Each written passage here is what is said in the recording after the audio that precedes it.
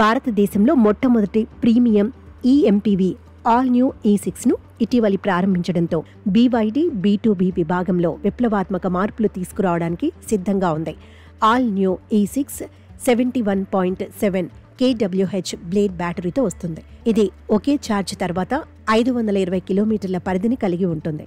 ఇది ఇంత long range కలిగిన ఏకైక భారతీయ ఈఎంపీవీగా నిలిచింది. ఆల్ న్యూ E6 లేదా 8 సంవత్సరాలు 5 లక్షల కిలోమీటర్ల బ్యాటరీ సెల్ వారంటీతో కూడా వస్తుంది. ఇది మార్కెట్ను వణికిస్తోంది.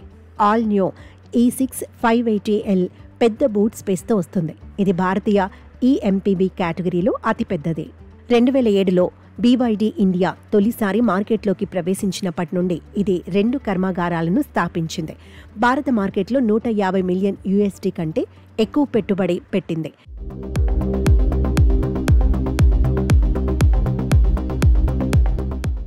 చైనాకు చెందిన విద్యుత్ వాహనాల కంపెనీ BYD భారత్లోనే తన కార్యకలాపాల విస్తరణకు భారత ప్రభుత్వం ఓకే చెప్పినట్టే.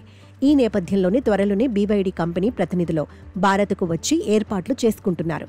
ఇటీవలి ప్రధాని నరేంద్ర మోడీ చైనా ప్రెసిడెంట్ జిన్పింగ్తో భేటీ అయిన విషయం తెలిసిందే.